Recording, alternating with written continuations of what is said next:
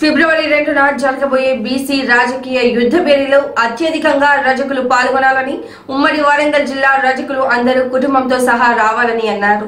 గత ముఖ్యమంత్రులు రామారావు, చంద్రబాబు, వైఎస్ రాజశేఖర రెడ్డి ప్రభుత్వం వాషర్మ్యాన్ ఫెడరేషన్ చైర్మన్ ను నియమించారు. కానీ టీఆర్ఎస్ ప్రభుత్వం వచ్చిన తర్వాత దానిని నిర్లక్ష్యం చేశారు.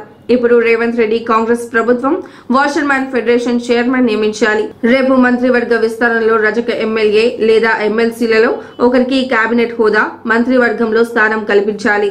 ఎమ్మెల్యే 3, ఎంపీ 1, ఎమ్మెల్సీ స్థానాల్లో మరియు కార్పొరేషన్ స్థాయిలో నామినేట్ పదవులు ఇవ్వాలని అన్నారు. రాజకీయ యుద్ధ పేరు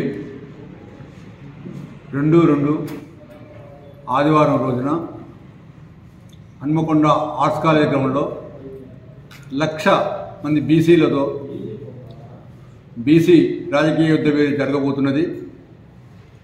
కులాలకు అతీతంగా బీసీ కులాలన్నీ అధిక సంఖ్యలో వచ్చి రాజకీయ యుద్ధ పేరుని విజయవంతం చేయవలసిందిగా కోరుచున్నాం.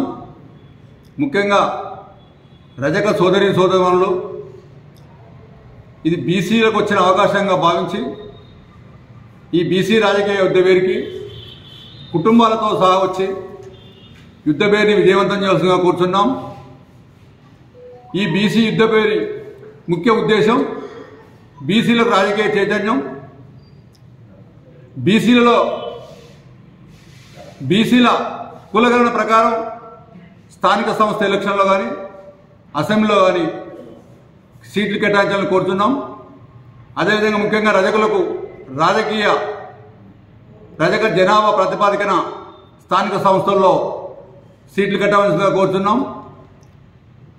మాకున్న ఒక ఎమ్మెల్సీ, ఒక ఎమ్మెల్యే దక్షిణ భారతదేశంలో ఎవరు లేరు.